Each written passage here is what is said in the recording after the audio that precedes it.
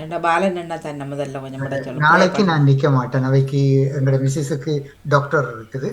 ஆ சொல்றேன். சரி சரி.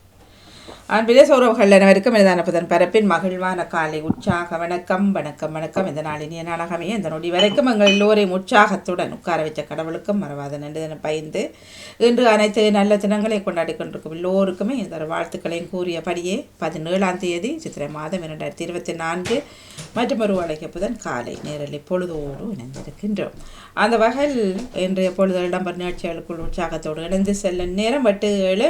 வழமை போலவே சிந்தனை நேரம் பொருட்சொல் 10 மணிக்கு குடும்பம் கோலியம், 11 மணிக்கு மரபு கவி கற்போம். அதனைத் தொடர்ந்து சமகால இலக்கிய நேரம் மற்றும் இன்றைய காலை நேர நிகழ்ச்சிகள் நிறைவுக்கரம் மாலை நேர நிகழ்ச்சிகள் வழமை போலவே 4:45 வாசிப்பெரும் புரையரம்பிலிருந்து ஆரம்பித்துக் கொள்ளும்.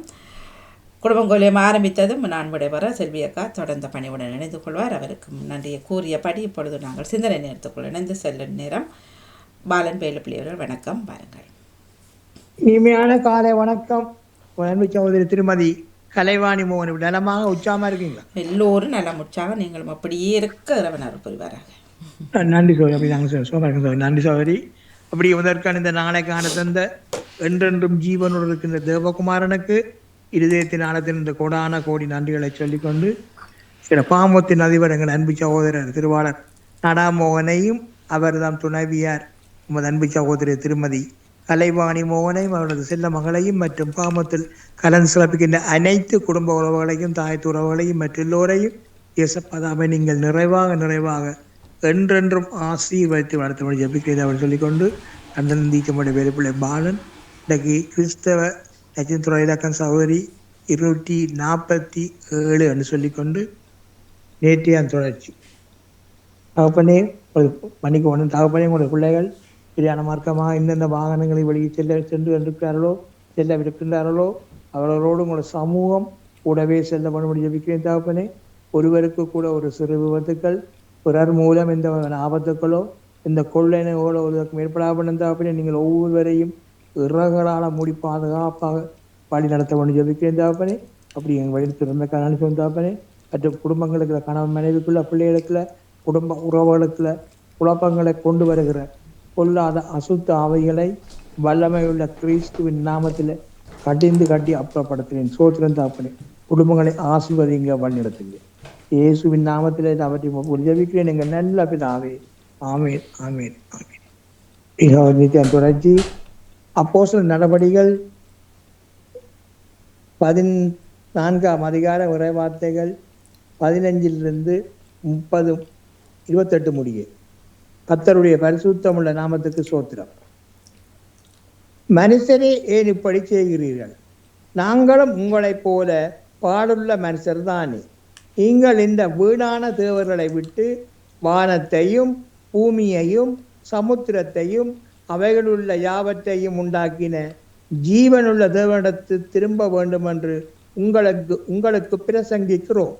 சென்ற காலங்களில் அவர் சகல ஜனங்களையும் தங்கள் வழிகளிலே நடக்க விட்டிருந்தும் அவர் நன்மை செய்து வந்து வானத்திலிருந்து மலைகளையும் செழிப்புள்ள காலங்களையும் நமக்கு தந்து ஆகாரத்தினாலும் சந்தோஷத்தினாலும் நம்முடைய இருதயங்களை நிரப்பி இவ்விதமாய் அவர் தம்மை குறித்து சாட்சி விளங்க பண்ணாதிருந்ததில்லை என்றார்கள்.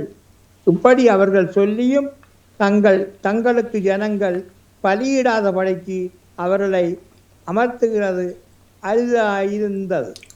பின்பு அந்தியோயாவிலும் இக்கோனியாவிலும் இருந்து சில யூதர்கள் வந்து ஜனங்களுக்கு போதனை செய்து பவுலை கல்லறிந்து அவர் மரித்து போனார் என்று எண்ணி அவரை பட்டணத்துக்கு வெளியிலே இழுத்து கொண்டு போனார்கள். சீசர்கள் அவரை தூண்டி நிற்கையில் அவர் எழுந்து பட்டணத்துக்குள் பிரவேசித்தார். மறுநாளில் பர்னபாவுடனே கூட தெர்பைக்கு புறப்பட்டு போனார்.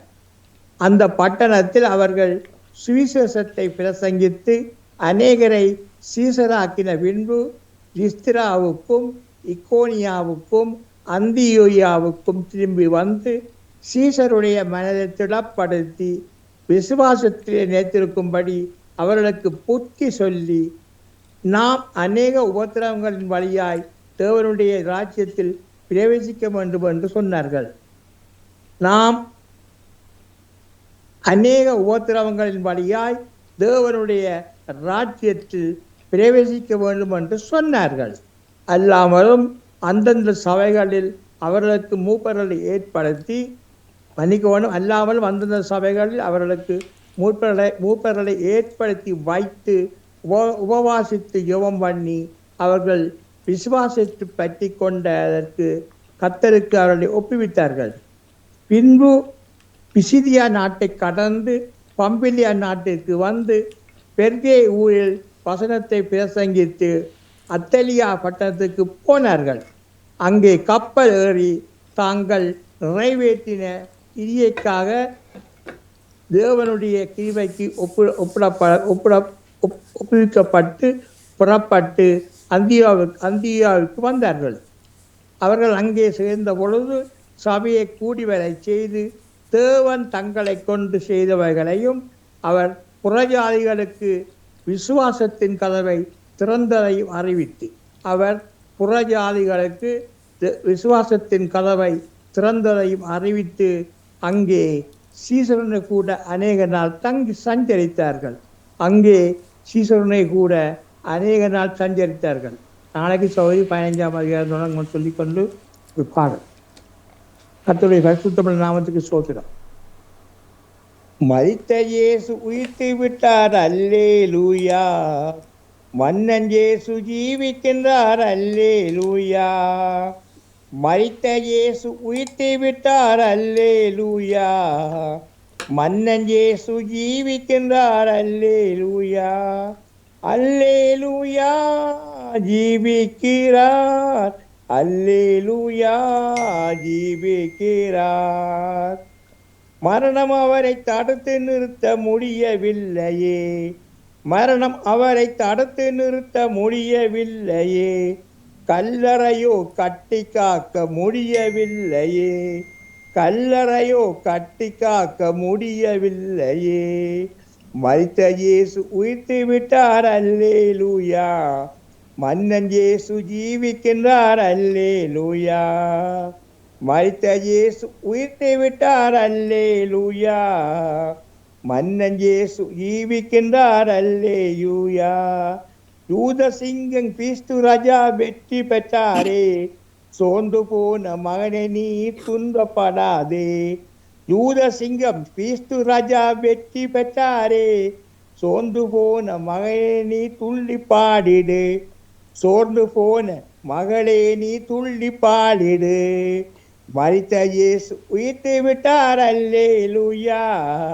மன்னன் இயேசு ஜீவிக்கின்றார், அல்லேலூயா. மன்னன் இயேசு ஜீவிக்கின்றார், அல்லேலூயா. ஆமென். நன்றி, வணக்கம் சகோதரி.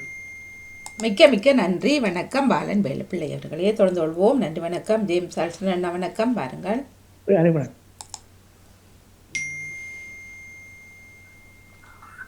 இன்றைய நாள் இறைவன் தந்த புதிய நாள். இந்த நாளிலே இறையாட்சியும் இறையருளும் நிறைந்திருக்க திரையிலே இசைந்து சென்ற திரு பாலன் வேலுப்பிள்ளை ஐயா, இசையவிருக்கின்ற திருமதி ராஜினி அல்போன்ஸ், திருமதி செல்வி நித்யானந்தன் அவர்கள், திருமதி ஜெயா நடேசன், திருமதி நெவிஸ் பேரிஸ் அவர்களோடு இதனை நெறிப்படுத்துகின்ற தங்களுக்கும் இறையாட்சியின் நல்வாழ்த்துக்கள். அமைதிக்கான நோபல் பரிசு என்பது ஸ்வீடன் வேதியியல் ஆராய்ச்சியாளரும் தொழில் அதிபருமான அல்ஃபிரட் நோபல் அவர்களால் நிறுவப்பட்ட 5 நோபல் பரிசுகளில் ஒன்று. யார் ஒருவர் நாடுகளிலே சகோதரத்துவத்தை வளர்ப்பதற்கு சிறந்த முயற்சி எடுத்தவரோ, இராணுவ நடவடிக்கைகளை நீக்கவோ அல்லது குறைக்கவோ முயற்சி எடுத்தவரோ, அமைதி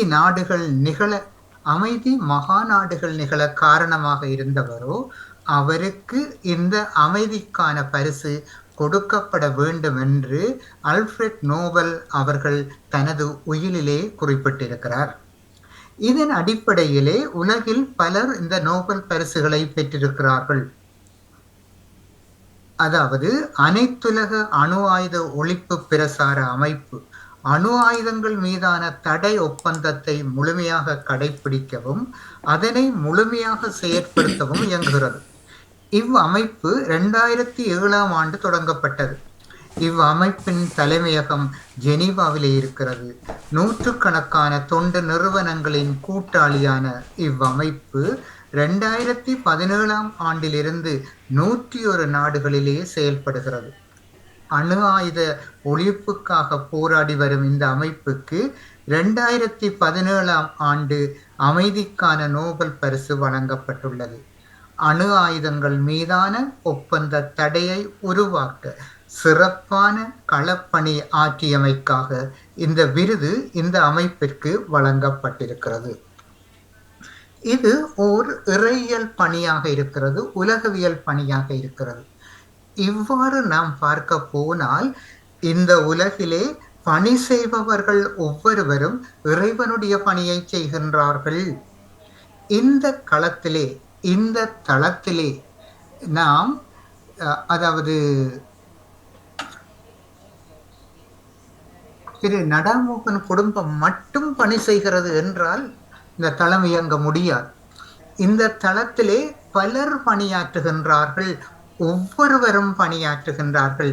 இவர்களுடைய பணியினாலே இந்த தளம் இயங்குகிறது. இந்த தளம் இயங்கும் போது இறைவனுடைய பணி இந்த தளத்திலே இயங்குகின்றது என்பதை பலர் புரிந்து கொள்வதில்லை. நான் என்னுடைய பணியை இறைவனுக்காக செய்கின்றேன் என்ற மன உணர்வோடு இந்த தளத்திலே பணியாற்றும் போது அந்த தளம், இந்த தளம் இறை பணி, இறை ஆற்றல், இறை செயற்பாடு கொன்ற தளமாக இருக்கிறது. அப்படி இருக்கும் போது நாம் சில பேர் வந்து பணியாற்றுகின்றோம் வயோதிப சாலையிலே, சில பேர் பணியாற்றுகின்றோம் பல வேலைத்தலங்களிலே. ஒவ்வொரு வேலைத்தலங்களிலும் பணியாற்றுபவர்கள் தங்களுடைய பணியை அந்த வேலைத்தலங்களிலே ஆற்றுவதனாலே தான் இந்த உலகம் வாழுகின்றது என்ற உண்மையை பலர் பல வேளைகளிலே சிந்திப்பதில்லை. இந்த வேளையிலே நாம் சிந்தனை செய்வோம். அன்பு நிறைந்த ஆண்டவா, அமைதியின் தூதுவனாக என்னை பயன்படுத்தும். பகையுள்ள இடத்தில் பாசத்தையும், மனவேதனை உள்ள இடத்தில் மன்னிப்பையும், ஐயமுள்ள சூழலில் விசுவாசத்தையும், அவநம்பிக்கையுள்ள மனதில் நம்பிக்கையையும், இருள் சூழ்ந்த இடத்தில் ஒளியையும், துயரம் நிறைந்த உள்ளத்தில் மகிழ்ச்சியையும் தந்து எனக்கு அருள் புரியும். நான் ஆறுதல் பெறுவதை விட ஆறுதல் அளிக்கவும், பிறர் என்னை புரிந்து கொள்ள விரும்புவதை விட பிறரை புரிந்து கொள்ளவும், பிறருக்கு அன்பை அளிக்கவும் அருள் தாரும்.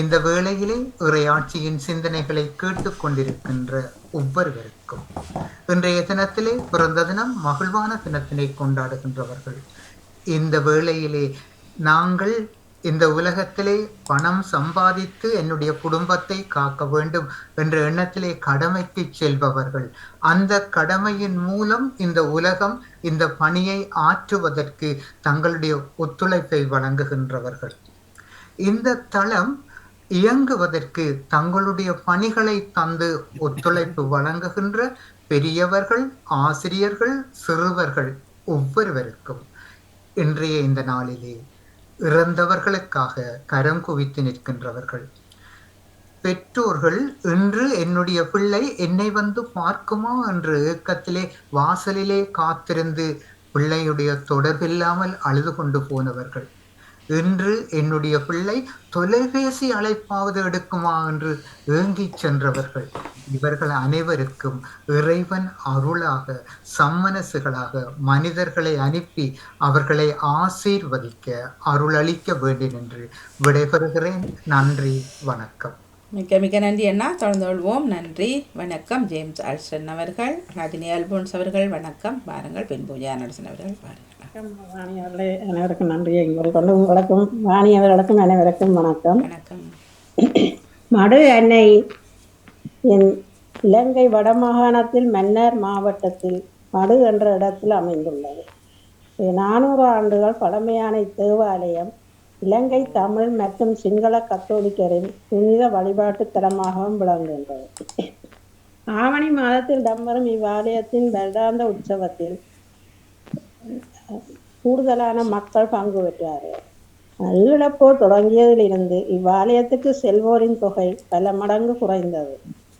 இனப்போரின் தாக்கத்தினால் இடம்பெயர்ந்த பல்லாயிரக்கணக்கானோர் இவ்வாலய சுற்று வட்டத்திலும் அகதிகளாக தஞ்சமடைந்திருந்தார்கள்.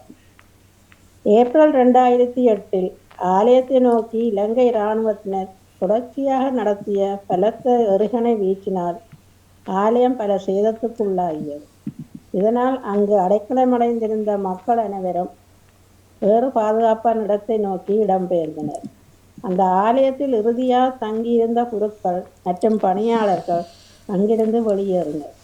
இதை அடுத்து தேவாலயத்தில் 400 ஆண்டுகளாக அருள் பாலித்து வரும் அன்னையின் திருச்சிலுவைச் சிலையின் பாதுகாப்பு கருதி அச்சிலையை ஏப்ரல் 4 2008 மன்னார் தேவன்பட்டி புனித சவேரியார் ஆலயத்துக்கு எடுத்துச் செல்லப்பட்டது.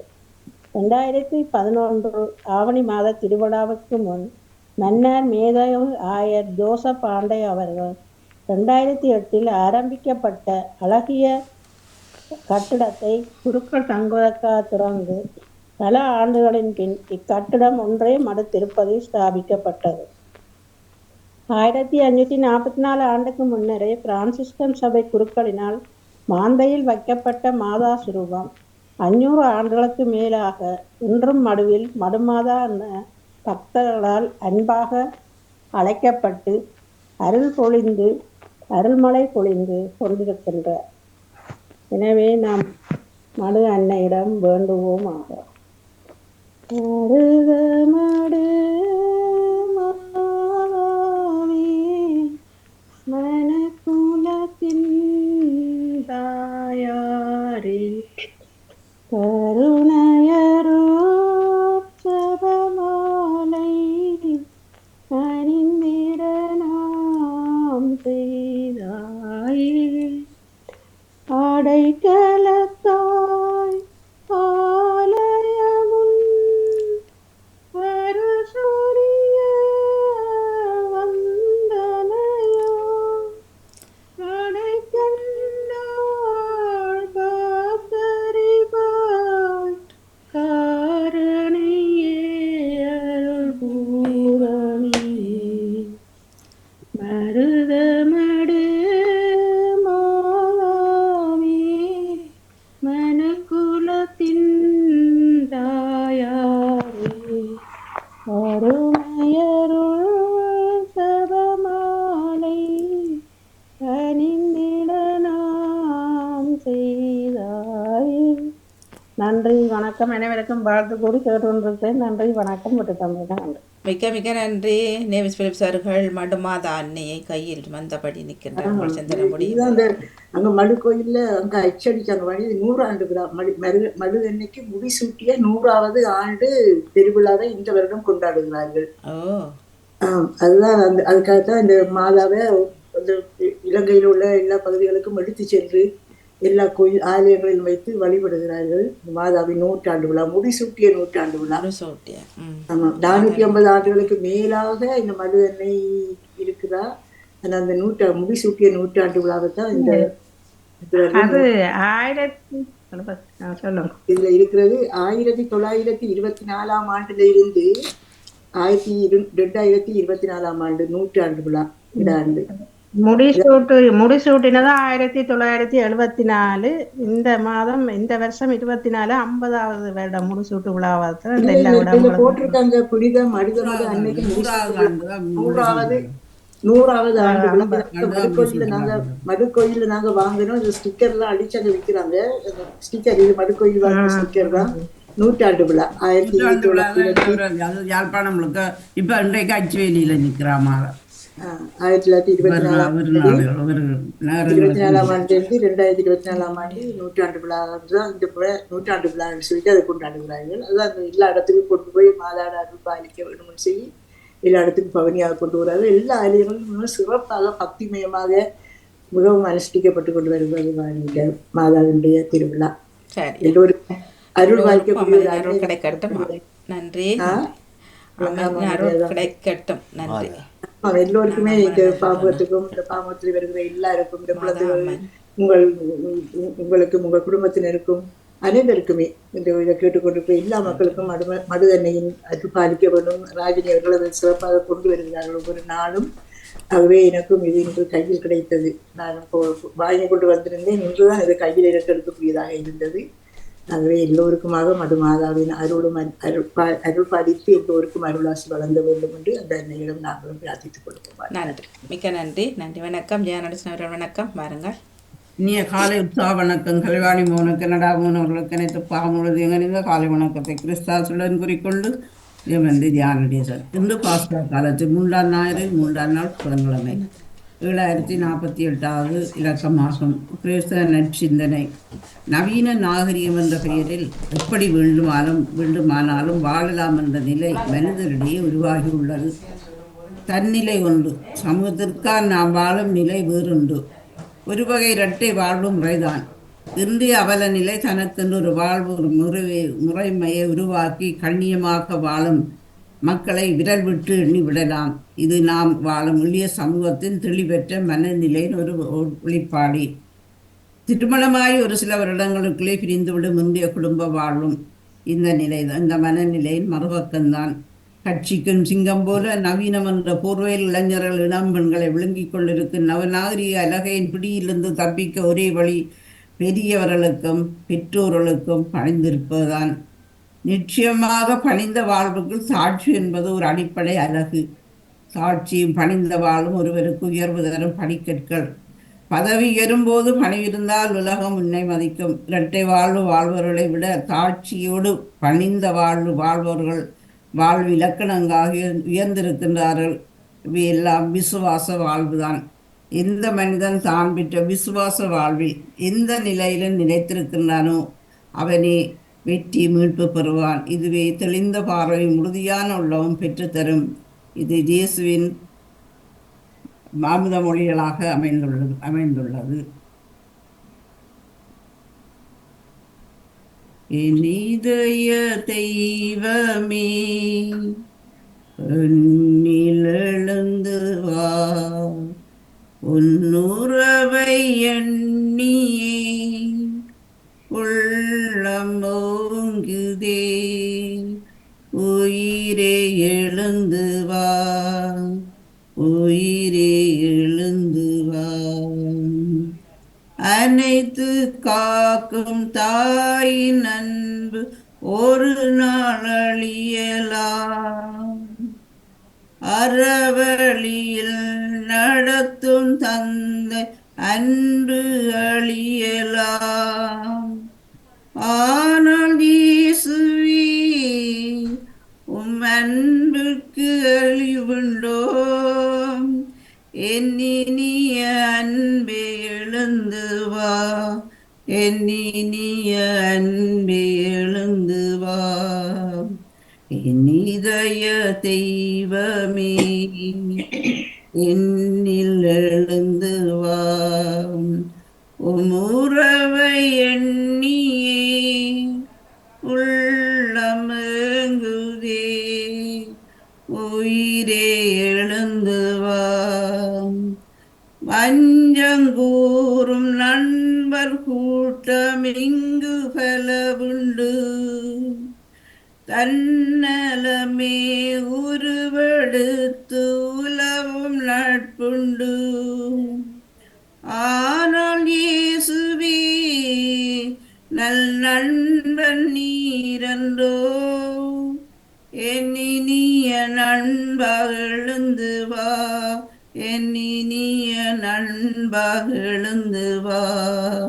என் இதய தெய்வமே என்னில் எழுந்து வா. உம் உறவை எண்ணியே உள்ளமேங்குதே. உயிரே எழுந்து வா, உயிரே எழுந்து வா. நன்றி, வணக்கம். நன்றி, வணக்கம். ஜெயநடேசன் அவர்களே. தொடர்ந்து கொள்வோம். சரி, பிலிப் சார் வாங்க. வணக்கம். இனிய காலை உற்சாக வணக்கம் திருமதி வாணி மோகன் அவர்கள். எப்படி உற்சாகமாக மகிழ்வாக இருக்கிறீங்களா? உற்சாகம் மகிழ்வு. நீங்க? நாங்களும் உங்களை போலவே இருக்கின்றோம். கொஞ்சம் உடல்நல குறைவுதான், அதான் போர்த்து கட்டி கொண்டு இருக்கிறீங்க. தொண்ட கரகரப்பு, குளிர்வாணி இங்க மழை ஊறிக்கிட்டே இருக்குது, குளிர் முதுகுல குளிர் பிடிச்ச மாதிரி, அதான் கொஞ்சம் தொண்ட கரகரப்பா இருக்குது. என்று சொல்லிக்கொண்டு அனைவருக்கும் இனிய காலை உற்சாக வணக்கங்களை கூறிக்கொண்டு, அமைதியான இந்த நாளை எங்களுக்கு தந்த இறைவனை நாங்கள் வாழ்த்தி போற்றி வணங்கிக் கொண்டு, என்னுடைய நச்சிந்தனை தொடர்ந்து 1381 என்றும் கூறிக்கொண்டு, இன்றைய நற்செய்தி, அனைத்துலகோரை கடவுளை போற்றி ஆர்ப்பரியுங்கள் என்கின்றது இன்றைய திருப்பாடல் 66.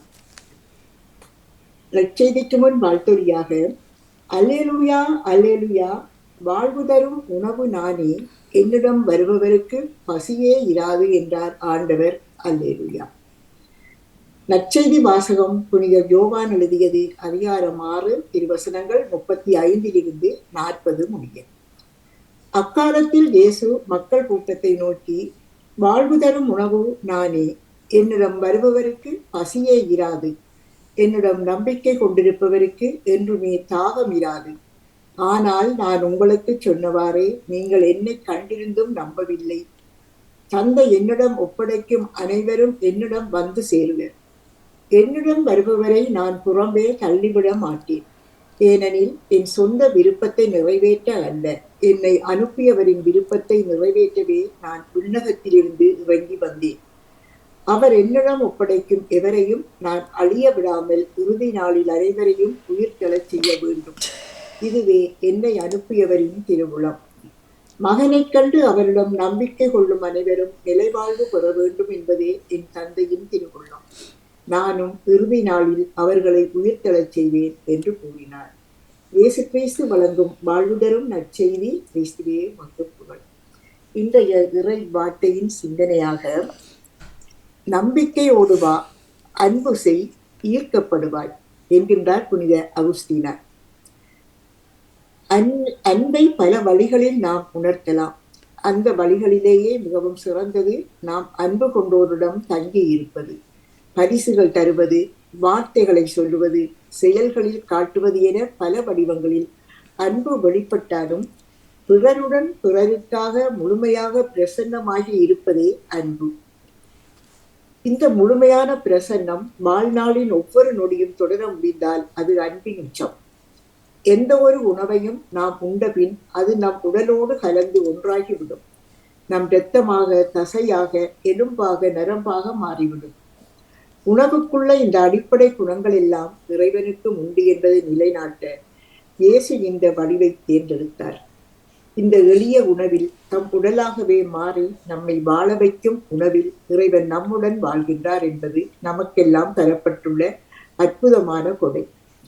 உறவுகளின் உச்சக்கட்ட இறுதிக்கட்ட வெளிப்பாடே இயேசு தனது உடலையும் இரத்தத்தையும் உணவாக கொடுத்தது. உயிரும் உடலும் ஒன்றாக இருக்கும் வரை பசியும் தாகமும் உடன் பிறந்தவர்களாகவே வாழும். பசித்தவருக்கு உணவும் தாகத்தால் வாடுபவர்களுக்கு தண்ணீரும் அவசியம் தேவை. இந்த அடிப்படை தேவைகளை நிறைவு செய்யப்படும் போது மட்டும்தான் ஆன்மீக பசியும் தாகமும் அர்த்தமுள்ளவைகளாக மாறும். இன்று அன்றாட உணவை அபூர்வமாக்கும் போது மனித வாழ்வு அதை தேடுவதை மட்டுமே தனது மையமாக்கும் பரிதாப நிலை வருகின்றது.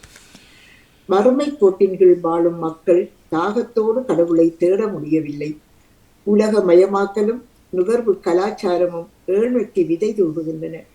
இதனால் அன்றாட தேவைகள் சரிவர நிறைவடையாது ஆன்மீக வாழ்வில் ஆழமற்ற பக்தி ஒரு புறம் நிலவ, மறுபுறம் தேவைக்கு மேல் வைத்துக்கொண்டு இறைவனை மறந்து வாழும் மனநிலையும் வளர்கின்றது. இதற்கு இடைப்பட்ட நிலையில் வாழும் மக்கள் சடங்குகளிலும் திருவிழாக்களில் மட்டுமே தங்கள் ஆன்மீக தாகத்தை தீர்த்து கொள்ள முடியும் என்றும் எண்ணுகின்றனர். நமது ஆன்மீக தாகத்தை தடுக்கும் வறுமை, செல்வம், சடங்குகளுக்கு எதிராக செயல்பட நாம் என்ன முயற்சி எடுத்துள்ளோம்? இன்றைய நற்செய்தியில் என் சொந்த விருப்பத்தை அல்ல, என் தந்தையின் விருப்பத்தை நிறைவேற்றவே நான் விண்ணகத்திலிருந்து இறங்கி வந்தேன் என்கின்றார் இயேசு. கடவுளின் விருப்பத்தை நிறைவேற்றியதால் கடவுளால் மிகவும் உயர்த்தப்பட்டார். நாமும் கடவுளின் விருப்பத்தை நிறைவேற்ற அவரது ஆசியை பெறுவோம் என்று கூறிக்கொண்டு, கேட்டு வருகின்ற நிறைவா, என் குரல் கேட்டு அருளாயோ தலைவா, வரம் கேட்டு வருகின்றேன் நிறைவா. என் குரல் கேட்டு அருளாயோ தலைவா, நலமெல்லாம் எனக்கென்று தேடும் குணம் இனி நாள் தோறும் இறக்கின்ற வரம் கேட்கின்றேன். நலமெல்லாம் எனக்கென்று தேடும் குணம் இனி நாள் தோறும் இறக்கின்ற வரம் கேட்கின்றேன்.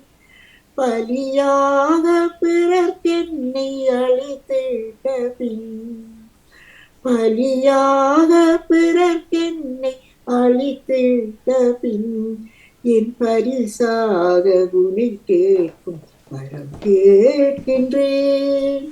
வரம் கேட்டு வருகின்றேன் நிறைவா, என் குரல் கேட்டு அருளாயோ தலைவா.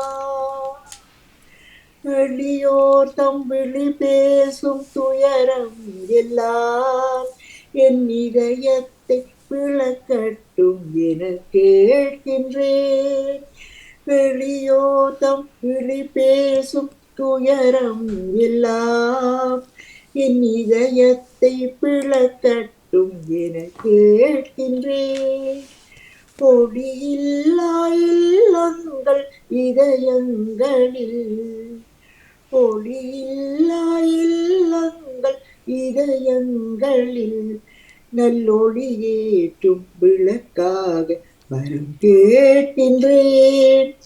வரம் கேட்டு வருகின்றேன் நிறைவா, என் குரல் கேட்டு அருளாயோ தலைவா என்று வேண்டிக் கொண்டு திருமதி வாணிமோகன் உங்களுக்கும் இந்த அதிகாலை பொழுதினிலே இந்த இறை வேண்டுதல் சிந்தனையில் இருக்கின்ற எல்லோருக்கும் இந்த நாள் இனிய நாளாக மலர்ந்து எல்லோரும் எல்லா நலன்களும் பெற்று அமைதியாகவும் மகிழ்வாகவும் வாழ வேண்டும் என்று எடுத்துக் கொள்கின்ற எல்லா முயற்சிகளும் சிறந்து மேம்பட்டு வளர வேண்டும் என்று வேண்டிக் கொண்டு இன்றைய நாளிலே வருகின்ற எல்லா நிகழ்ச்சிகளையும் ஆதலோடு எதிர்பார்த்தபடி உங்களுடன் அன்பாக விடைபெறுகிறேன். திருமதி வாணிமோகனே, நன்றி, வணக்கம். மிக்க மிக்க நன்றி, வணக்கம். உடம்ப பார்த்துக்கொள்ளுங்கோ, போர்த்து கட்டி கொண்டிருக்கிறீங்க காலையிலேயே. நல்லா காவப்படும், நல்ல இதுகளை புள்ளவர்களை போடுங்க திக்கான. கொஞ்சம் உடம்பு ஓமா இருக்கட்டும். குளிர் தான், முதுகுக்குள்ளால குளிர்ற மாதிரி இருக்குது வாணி. அதான் கொஞ்சம் ஓமா இருக்குங்க உடம்ப. நல்லா ரெண்டு நாள் சரியான வெயிலா தானே இருக்கு. அப்ப இந்த ஹீட்டர் எல்லாம் ஓப்பன் இருந்தாங்க, அது கொஞ்சம் வீட்டுக்குள்ள கொஞ்சம் குளிர் திரும்ப போட்டுட்டாங்க. என்னன்னு சொன்னா சரியான குளிர் இருக்கு வீட்டுக்குள்ள, சரியான குளிர். வெளியிலையும் மழையும் காத்தும். நேற்றுல இருந்து மழைதான், கொஞ்சம் தூரிக்கிட்டே இருக்குது. பெரிய மழையாண்டில தூத்தலா தூரிக்கிட்டே இருக்குது. இல்ல அந்த காத்தடிக்கக்குள்ள குளிர்றது கூட, காத்தடிக்கும் போது குளிருது. அதான். சரியா, நன்றி நன்றி, வணக்கம். நன்றி, வணக்கம். நன்றி, வணக்கம். காலையிலேயே மக்கள் இன்னும் ஓட வைக்கிறார்கள், நிகழ்ச்சிகள் மாற்றங்கள் அப்படி இப்படி என்று. சரி, இப்போ குடும்பங்கோலயம் அவர் டாக்டர்கிட்ட நிற்கிறாரா நகுலாக்கா, அப்போ லேட்டாக வர. அப்படி என்றால் குடும்பங்கோலியம் மரபு கவியை தொடர்ந்து வருகின்றது. மரபு கவி வளமை போலவே சுயசினியர்கள் கேட்டுக்கொண்டிருந்தால் உங்கள் நேரம் எங்கள் நேரம் 11க்கு நீங்கள் செய்து கொள்ளுங்கள். ஏனென்றால் கஷ்டம் எல்லாரையும் திடீரென்று அரேஞ்ச் பண்ணி செய்கிறதெல்லாம். ஆகவே மரபு கவி 11 மணிக்கு எங்கள் நேரத்தின்னு சொல்கிறேன். 12 மணிக்கு எங்கள் நேரம் குடும்பங்கோலியம் இடம்பெற்றுக் கொள்ளும் அவர் நகுலாஸ்வரன் அவர்கள். அதற்கு முன்னாடி அந்த 10 மணியில் ஏதாவது நாங்கள் பேசலாம், ஏதாவது போடலாம். இலக்கியத்தை போடுறது பின்னுக்கு போறதுல ஒரு தள்ளி கொடுக்குறே இல்லை. இலக்கியம் போடலாம். ஒருவர் விட நீங்களே வர இல்லையே, எழுதுல நீங்களே வர இல்லை அந்த நேரம். சமைக்கணும் தானே, சாப்பிடணும் தானே. இல்லை 12 மணிக்கு இடையில நான் போடுறேன். நான் 12க்கு பிறகு அவங்கள முடிய 1 மணிக்குள்ளே போட்டுருவேன். அது ஆக்கள் கேட்குறதுக்கு அதுக்கு நான் ஒன்றும் பண்ண முடியாது. எழுதுறாக்களே வரதில்லை. கவிதை எழுதுறாக்களை திருவரியினம் நீங்களும் நேஸ் பண்ணி சொல்லி இன்னொரு ஆள் நிற்கும் இதில் சொல்லியிருக்காங்க. சரி, அதுதான் 3 பேர் தான் கவிதை. மற்றது இந்த இதுவாணி அந்த கவிதை தலைப்பு போட இல்லையா? விரும்பிய கவிதை விருப்ப தலைப்பா? சரி, அதுதான் நான் பாத்துக்கிட்டு. நீங்க அந்த உலகத்துல இல்ல, நான் இந்த உலகத்துல இல்லையோ. போன கிழமை அது பேசப்பட்டது சொல்லி இருந்தோம்.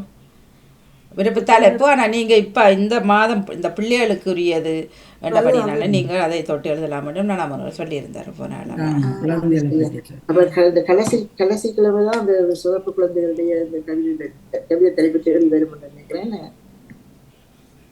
குழந்தைகளை பற்றி எழுதுறேன். குழந்தைகள் வாரம் குழந்தைகள் வாரம் தானே இது. அப்ப குழந்தைகளை குழந்தைகள் சிறப்பு குழந்தைகள் சிறப்பு குழந்தைகள் பற்றி இந்த கிழமை எனக்கு எல்லாம் தடுமாற்றம் இருக்குது. தடுமாற்றத்தை கொண்டு போய் தட்டி எடுக்கத்தான் வேணும். குழந்தைகளை பற்றி நான் இந்த கிழமை எழுதி போட்டேன். சிறப்பு குழந்தைகள் பற்றி தடுமாற்றத்தை தட்டி எடுக்கணும். சரி, தாமரை கிளம்பி வந்திருக்கிறாங்க. வாங்க, வணக்கம். வணக்கம் பண்ணி நான் கேட்டுக்கொண்டிருப்பதற்காக வந்து சிந்தனை எனக்கு ஒன்றும் வரையில்லை. காலங்காத்தால் ஒன்றுமே வரையில்லை. இல்ல வாணி, அதைத்தான் யோசிச்சேன். அதான் மண்டை கூழா போயிட்டு. சரி, நன்றி, வணக்கம். நன்றி, வணக்கம். மண்டை என்ன செய்யிட்டு கூழா போயிட்டோம்? கூழ் கூழ் இது மச்ச குழாமா மறக்கிற கூழா? மச்சம் பனங்கூழ் கலக்கம் ஒடியல் கூழ். கேட்டுக்கொண்டிருக்கிறேன் பாணி. நான் சும்மார போய் மற்ற பாம்பு பக்கத்துல. நன்றி, நன்றி, வணக்கம். ஒவ்வொரு விஷயம் எப்படி உருமாறி வருது என்ன? பனங்காய் பனங்கிழங்கெடுத்து அதை அவிச்சு போட்ட காய போட்டு வைக்கிறதா? அவிச்சு 2 பச்சை ஒடியல், புழுக்கொடியல் தான் அந்த புழுங்குறான்னு சொல்லி ஒடியல் சாப்பிட்றோம். இந்த மா எடுக்கிறது எடுக்கிற 2 எடுக்கலாம். காய வச்சு அவிச்சு புல் சமைக்கிற ஃபுட்டை வைக்கிறாக்கு சும்மா மற்ற ஒடியல் மற்ற புழுக்கொடியல் மா எடுத்தா தேங்காய் பூ சீனி போட்டு சாப்பிட்றோம். பச்சை ஒடியல் மாவில தான் மாணி கூழோ புட்டோ களியோ செய்வார்கள். அவிச்ச பொடியல் தான் அதை பவுடர் ஆக்கி அதை தேங்காய் சீனி போட்டு குழைச்சி சாப்பிட்றோம். அதுவும் நல்லா இருக்கும். அப்படின்னா மூளை வந்துடும். அப்படியா வாங்க? இல்ல சொல்றேன். அதை எடுத்து அதை காய போட்டு அதை மாவாக்கி திரும்ப அது கூழா வந்து சேருது என்ன? போடக்கூடாது வாணி.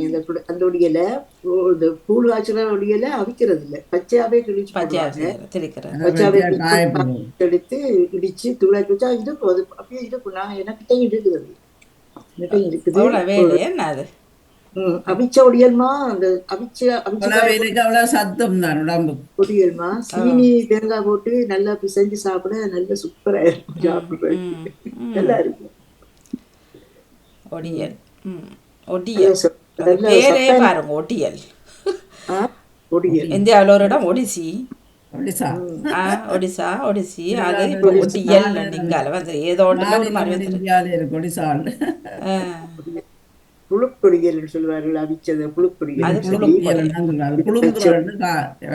அவிச்சத காய வைக்கணும். சரியான வேலி அதான வேலை. இப்ப அதை புழுக்குற மாவை புளுக்கி தான் எடுக்கிறது தெரியுமா? அந்த பட்சமாக கூழுக்கெல்லாம் மாவை ஊற போட்டுருவாங்க. ஊற போடணும், புளிஞ்சு எடுக்கணும். புழுக்கல்ன்றத சொல்றேன் நான். இப்ப வண்டு கட்டி அதுல ஒரு இந்த காரல் தன்மை இருக்கும். கடவுளே, நான் இப்ப அந்த புழுக்கொடியல்ன்றதுக்கு சொல்றேன். புழுக்குதல்னா மாவை புழுக்குற நீங்க தெரியுமா?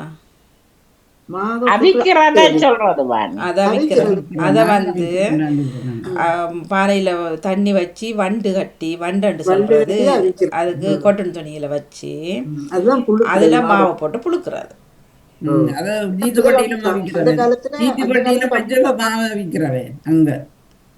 அந்த காலத்துல அப்படித்தான் அவிச்சோம். வந்து ஸ்டீமர்ல இப்ப வந்து ஸ்டீமர்ல அவிச்சிடுறோம். அப்ப அந்த புழுக்கள் தான் இந்த புழுக்கொடியெல்லாம் வந்திருக்கு நினைக்கிறேன் அவிக்கிறத. அப்படி இருக்கலாம். சுட்டு சாப்பிடுற கிழங்கு சூப்பரா இருக்குமா?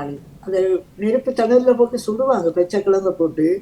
அது சாப்பிட்டா இன்னும் டேஸ்டா இருக்கும். சோழன் மாதிரி சாப்பிடுற சோழன் சாப்பிடுறது நல்ல டேஸ்ட், நல்ல மனமா நல்லா இருக்கும் சாப்பிடுறது. சாப்பிட்டா அப்படி. சரி, செல்வியக்காக கால நேர பொது சிந்தனைகள் இருப்பின் தரலாம். செல்வியக்கா கேட்டுக்கிட்டே இருக்காங்க.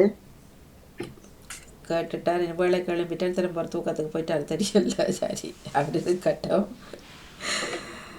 சரி, நன்றி. காலை நேரத்தில் எழும்பியவர்கள் ஒரு முறை வந்து ஹாய் பாய் சொல்லுங்கோ. இருமலோடு இருப்பவர்கள் ஒரு முறை குரல் தாங்கோ. பலருக்கு இருமல்கள் கதைக்க முடியாமல் ராதிகா கஷ்டப்பட்டு கொண்டிருக்கிறார். இருமல் சரியா தொடர்ந்து எல்லோருக்கும் வந்து எல்லா இடம் இப்ப நடக்குது, இங்கேயும் அப்படித்தான்.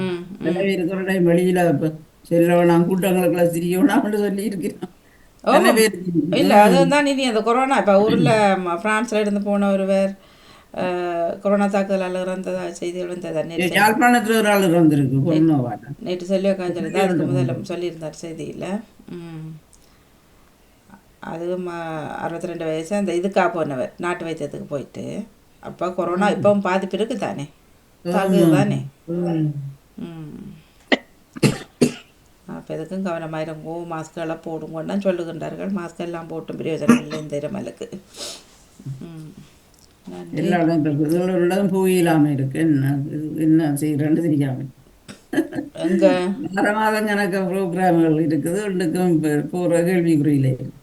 ஆன்மீகங்களோட ஆன்மீக பணிகம் மாதம் என்றபடியா அதுக்கு எல்லாரையும் இந்த வயதானாக்கள் எல்லாரையும் ஆன்மீக பணியும் கௌரவிக்கணும். எங்க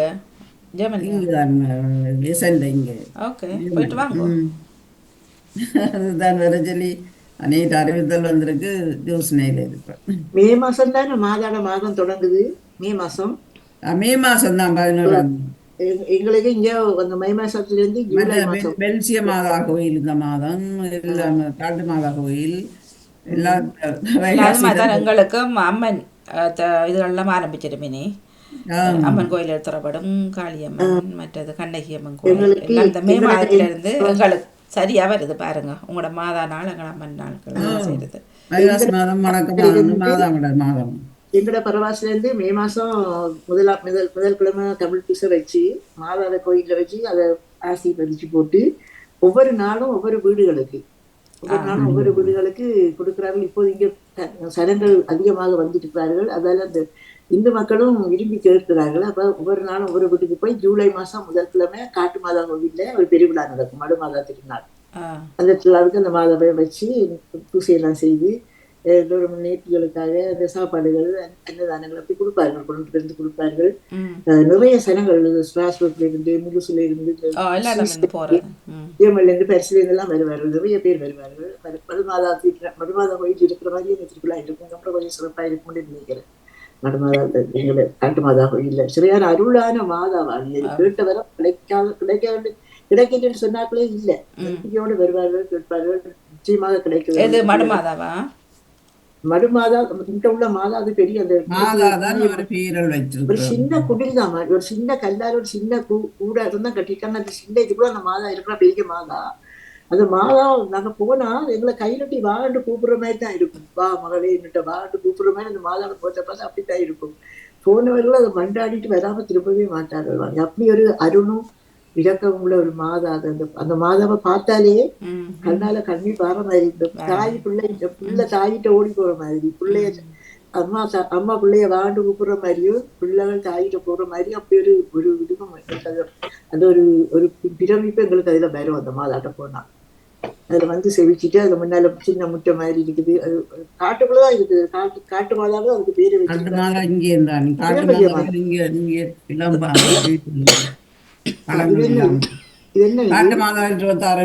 பெனு மாதா 11ஆம் தேதி, மற்றது இந்த எங்களோட ஆன்மீக பணி 12ஆம் தேதி. அதுதான் நீங்க அந்த கேரளால ஆவணி மாசம் செய்யறது. அது ஆவணியில ஆவணி 8ஆம் தேதினால 13 ஆடி மாசம். அது ஆடி ஆவணி மே மாசம் ஆடி ஆவணி எல்லாம் புரட்டாசி நாட்கள் எல்லாம் ஆடி எல்லாம் மடு திருநாள்கள் இருக்கிறானே ஆடி ஆவணியில. ஆடி ஆவணியில பெரிய திருநாள் புரட்டாசியில இருக்குது, மேயில இருக்குது, ஐப்பசியில இருக்குது.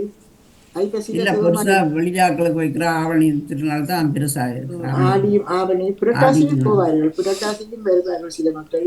ஆனா அந்த லீவு நாட்கள் நடுவியாலதான் ஆடி ஆவணியில நிறைய பேர் வாரது. சிறப்பா இருக்கும். இந்த முறை சிறப்பா இருக்கும்னு நினைக்கிற ஆவணி பெருநாள் நல்லா இருக்கும். தானே பயணங்கள் தான் பிரச்சனை.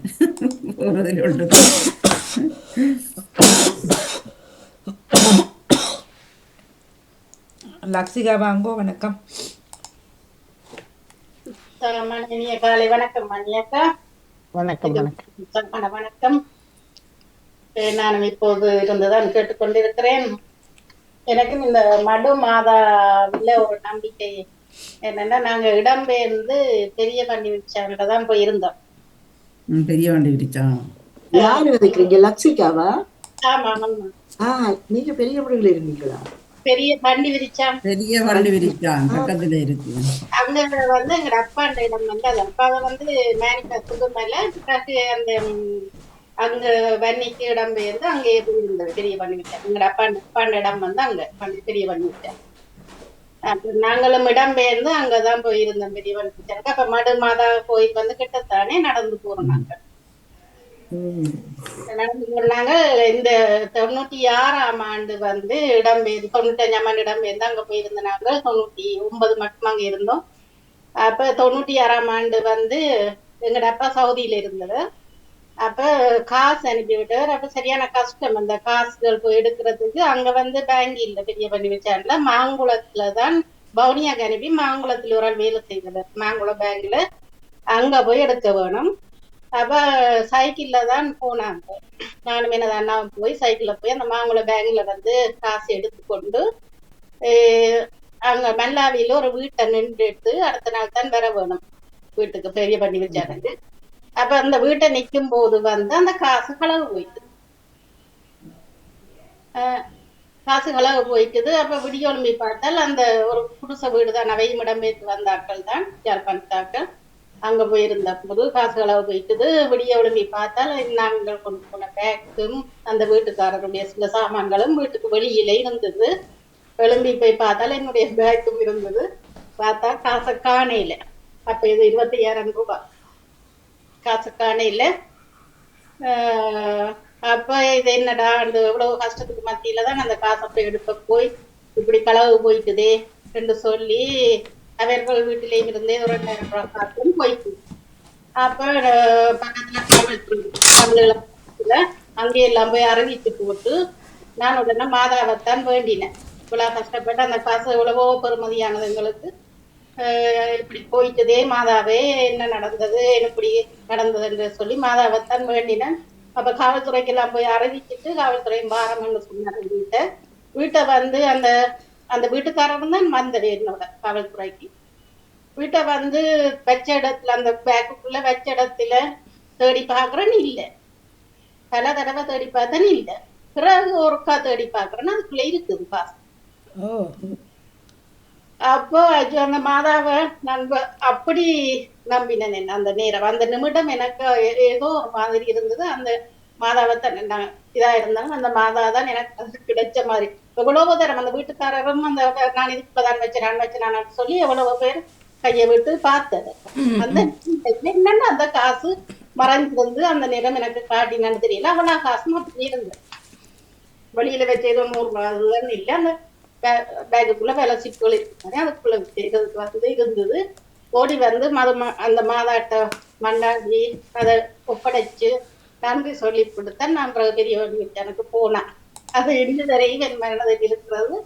நெடுக மாதாவை பற்றி கதைக்கும் போது இந்த புதுமையை நானும் இந்த பாமுகத்துல சொல்ல ஒன்று பல நாள் காத்திருந்தேன்னா சொல்ல சந்தர்ப்பத்தில் என்று அதை சொல்லி இருக்கிறேன். அப்படி ஒரு புதுமையான மனுமாதா எனக்கும் பல நன்மைகள் காட்டியிருக்கிறார்.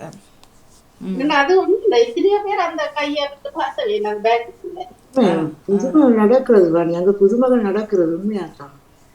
அங்க போனவங்க பசி வட்டின்னு திரும்பி வந்ததா இந்த பசி எப்படியாவது ஏதாவது வழியில அந்த உணவு கிடைக்குமா அங்க உள்ளவர்களுக்கு. அப்படி ஒரு புதுமை தான். ஆனா இப்ப அந்த அருள் அங்க குறைஞ்சிடுச்சு. அந்த முதல் இருந்த அந்த இதுகள் இப்ப இந்த போர்களுக்கு பிறகு அங்க அருள் குறைஞ்சிட்டது. அருள் இப்ப கடவுள்கிட்ட இருந்து வர அருள் எப்படி குறையும்? இப்ப எந்த நேரத்திலும் மக்களுடைய அந்த மக்கள் நம்பிக்கை குறைந்திருக்கலாமே தவிர கடவுள் கருணையும் அருளும் ஒப்பவும் அது இருக்கும் தானே. பிரச்சனையோ இல்லை அருள் இருக்கும். ஆனா மக்கள் வந்து வேடிக்கை பார்க்கறதுக்காக தான் அதிகமாக வேடிக்கை மூலங்களாக அங்க வருகிறதும் இருக்கு. அந்த காலங்களில அந்த மடக்கோயிலுக்கு சும்மா நாள் போவோம். அந்த பெருநாட்கள் இல்லாத நாட்கள்ல போனா அந்த ஞான ஒடுக்கம்னு சொல்லுவார்கள் நீங்கள். அந்த தவ ஒடுக்கம்னு சொல்றது அதுக்குத்தான் அவங்க அந்த கோயில்களுக்கு போவார்கள் எல்லோரும். அப்ப அந்த ஒரு தூசி விழு அந்த குண்டூசி விழுற சத்தம் கூட அந்த கோயில்ல கேட்காது பாருங்க. அப்படி ஒரு அமைதியா, சரியான அமைதியா இருக்கும். அதுக்குள்ள போகவே ஒரு பயபக்தியோட தான் அங்க அந்த கோயிலுக்குள்ள போகும். இப்ப அப்படி இல்லை. எல்லாம் இப்ப எல்லா அந்த பக்தி குறைஞ்சிட்டுது வாணி. இப்ப அங்க போறோம். இல்லை அது அங்கன்ல இப்போ எல்லா இடமும் அதெல்லாம் குறைஞ்சிட்டுது. இப்போ இளையவர பக்கத்தில் கூடுதலாக இங்கே சேர்ச்சடி இங்கே சேர்ச்சடிக்கு வயது கூடுதலாக போகிறது. மாதாட அருள் இருக்கத்தான் வேணும். அவட அருள் எப்பவுமே இருக்கும். அது நம்பிக்கை வச்சு போகிறோம்னு சொன்னால் அது எங்கேயும் தான், மாதாவாக இருந்தாலும் அம்மன் இருந்தாலும் யாராக இருந்தாலும் நாங்கள் ஒரு நம்பிக்கை வச்சு போகிறோம்னு சொன்னால் அவங்கள கட்டாயம் அதை கிடைச்சே ஆகும். அது போருக்கு முதல்ல போருக்கு அப்புறம் கடவுள் அருள் என்பது எப்பவும் இருக்கிறது தானே. மனுஷன் நம்பிக்கைகள் குறைஞ்சிட்டு நம்பிக்கை என்பதை விட அந்த பக்திகள் குறைஞ்சு போச்சு. அந்த வேடிக்கை வினோதங்களுக்காக போற மக்கள் கூட அதுக்கு தான் போகிறாரு உடுப்பு காட்டுறதுக்கு ஒரு ஃபன் என்ற மாதிரி கடைகளும் நிறைய போட்டிருப்பார்கள். இப்ப அப்ப அதுக்கு போறது இல்ல அங்கெல்லாம் அதுக்குள்ள கடை போட இயலாது வாணி. முதல் இல்ல இப்ப சொல்றேன்.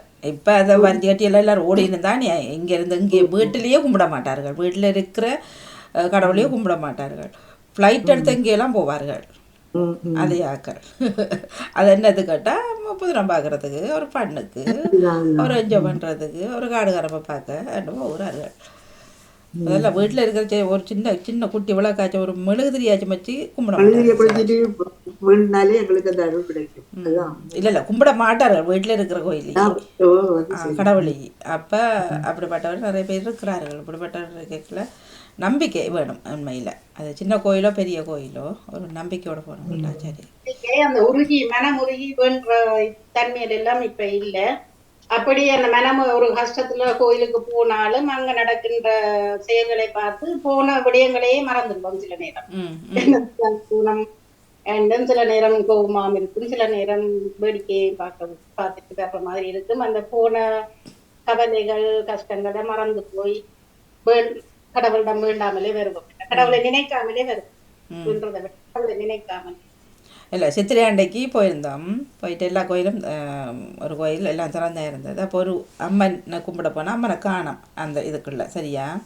அப்புறம் பார்த்தா அது பக்கத்தில் எடுத்து வச்சு அது அன்றைக்கு நிறைய மலையாளிஸ் வந்து அவங்களோட வருஷம் இதுக்குமா சித்திரையுமா எனக்கு தெரியாது. உண்மையில் ஒரு நாள் நான் காணலை. அப்படி சித்திரையில் மலையாளத்தினம் கொண்டாடுறது எனக்கு தெரியாது.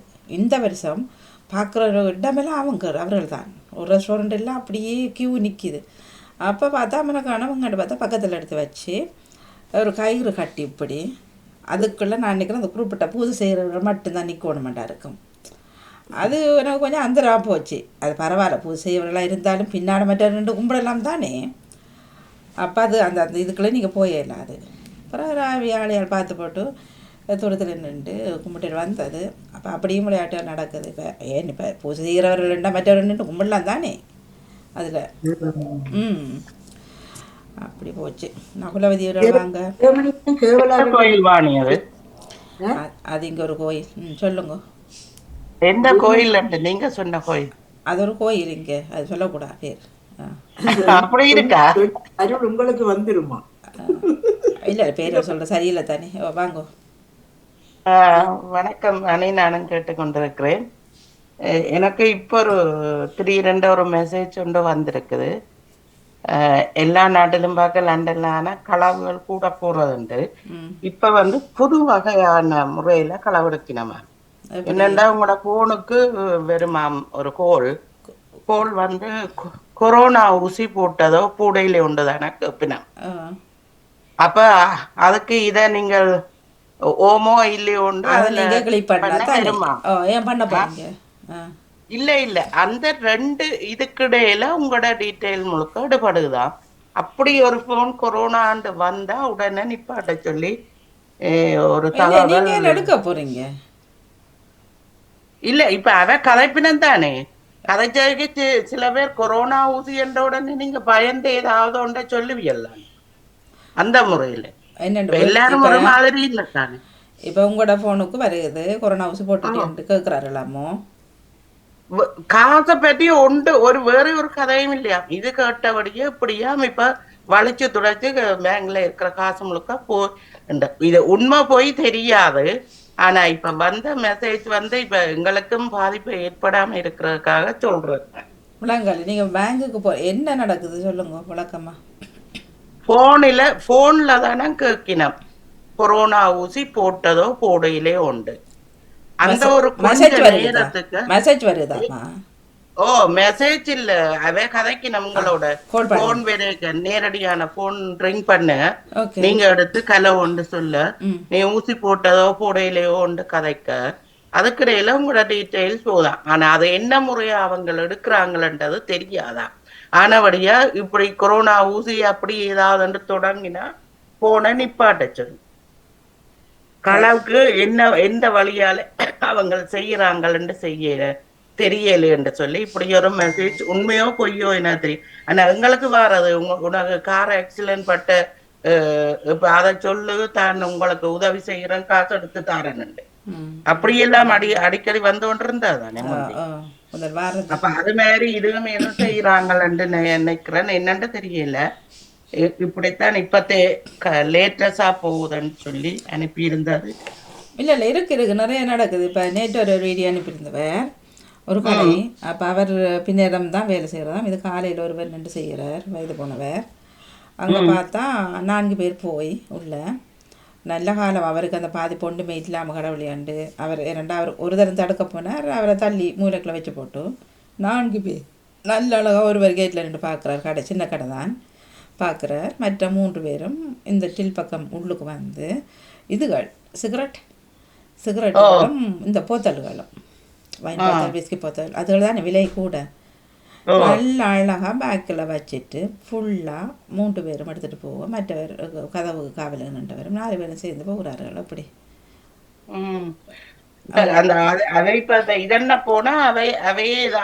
ஒன்றும் செய்ய 4 பேர் அவரை எதிர்பார்த்தவரா ஆனால் நல்லா அவரை ஒன்றும் செய்யலை அந்த விதத்தில் அவர் ஒன்றும் செய்யலை என்ன செய்கிறது அங்கே வீடியோவில் அப்போ அனுப்பினார் தான் வேலை செய்கிற கடையை பாருங்கன்ட்டு உண்மையிலே ஆடி போனேன் அதான் இப்ப கடையில வேலை செய்யற வரைக்கும் இனி ஆபத்து தான் ஏன்னாண்டா இப்ப வறுமையால் கூடி போச்சு வேலை வட்டி இல்ல இதுல கொண்டு வித்தா இனி அவர்களும் தேவை தானே இது எந்த அம்மன் நீங்க போட்டுக்கிறது இது வந்து ஓத்தம் ஸ்டோ அம்மன் நேற்று போனீங்களா ஓ சரி சரி அப்படி நல்லா போச்சா தேர் ராத்திரி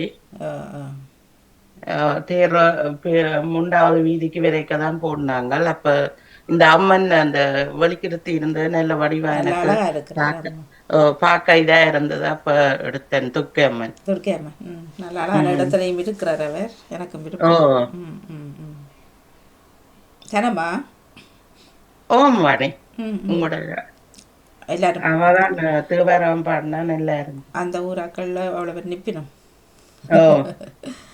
அது ஒரே ஆக்களைத்தான் நான் இப்ப அது எல்லா இடம் அதே தான் பாப்பீங்க ஒரு மாதத்துக்கு முதல் போனான் முக்காவாசி ஜனம் ஒரே அந்த ஊர் ஆக்கள்ல ஒரே ஆக்கெல்லாம் பாடுவீனும் இப்ப நீங்க முருகன் கோயில பார்த்தாலும் அவங்க பாடுவீனும் அவங்களோட கோயிலும் பாடுவீனும் அங்க இன்னொரு கோயிலையும் அதே ஆக்கெல்லாம் பாடுவீனும் நல்லா போகுது ஓகே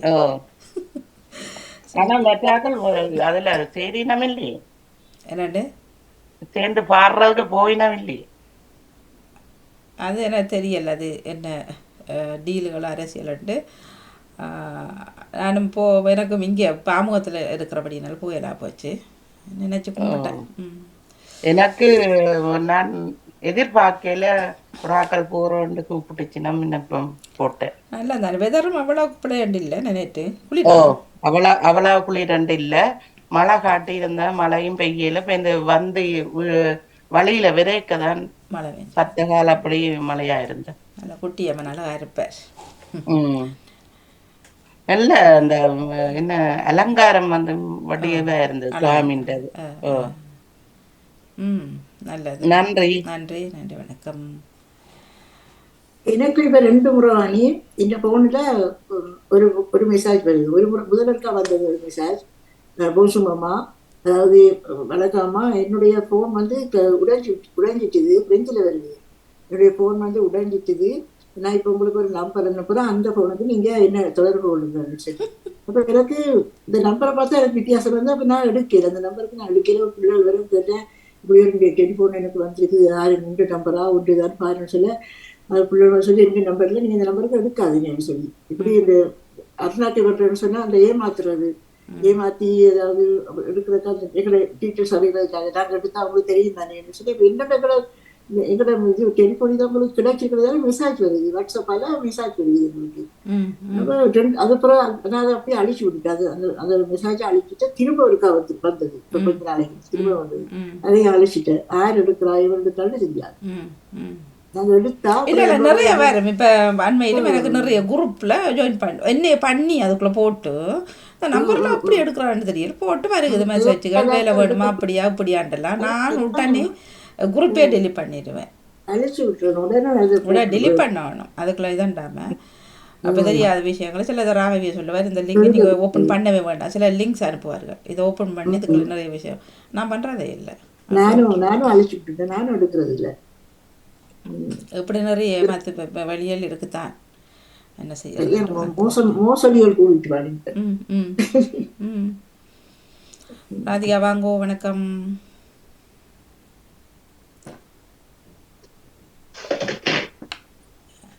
எப்படி இருமல் இருக்கு? அது என்ன விட்டு போக மாட்டேன்னு. ஆனா இப்ப ஆன்டிபயோட்டிக் எடுக்கிற அப்படின்னா கொஞ்சம் குறைஞ்சிருக்குமே இல்லையா? ஆன்டிபயோட்டிக் எடுத்த பிறகு குறைகிற மாதிரி இருக்குது, பிறகு முடிய இருமது. இல்லை அது வந்து உங்களுக்கு 3 கிழமைக்குரிய தந்திருப்பார்கள் என்ன? 5 நாளுக்கு தானே. 5 நாளுக்கா? 5 நாளைக்கு 3. 7 நாளைக்கு சிலாக்களுக்கு 7 நாளைக்கு கொடுப்பாரு. இப்ப யூகே கவர்மெண்ட் வந்து 7 நாள் கொடுக்கல. ஏனென்றால் 7 நாள் கொடுத்தா மிச்ச பேஷன்ஸுக்கு என்னத்தை கொடுக்குறாரு? அது மிச்சம் பிடிக்கிறார்கள். ஓகே, எனக்கு தந்தது நான் நினைக்கிறேன் 12 நாளைக்கு நினைக்கிறேன். தெரியும் முந்தைய 7 நாளைக்கு தந்தவை 5 நாள். உற்சாக வணக்கம் எல்லோருக்கும். இந்த கடையில வேலை செய்யறது பயம் என்று நகுலாக்கா சொல்லினா, பின்ன நானும் கேட்போம் வந்தேனா.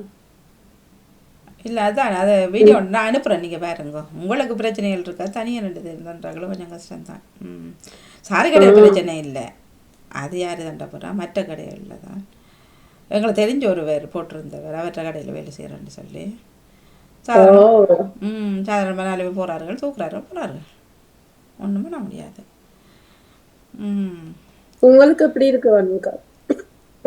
எனக்கு ஃபீவர் கொஞ்சம் பரவாயில்ல. அன்றைக்கு 2 நாளும் பயங்கர இது. இப்போ கொஞ்சம் பரவாயில்ல. இப்போ நேற்று ராகவி தும்பி கொண்டே இருந்தார். அது தொத்துறது இல்லை, டஸ்டால் வர்றது.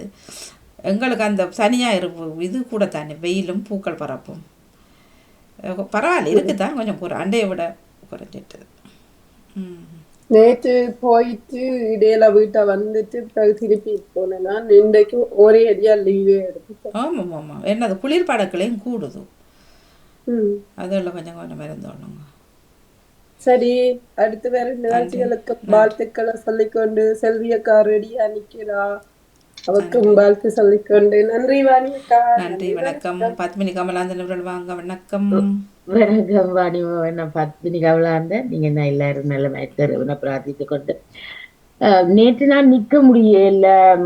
முந்த நாளும் அப்படித்தான், நேற்று அப்படித்தான். நேற்று என்னென்றால் எனக்கு 10 மணிக்கு டென்டிஸ்ட் அப்பாயின்மெண்ட். இப்ப முந்தி வந்து பின்னேரங்கள்ல தான் கொடுக்குறேன் நான் மத்தியானத்துக்கு பிறகு.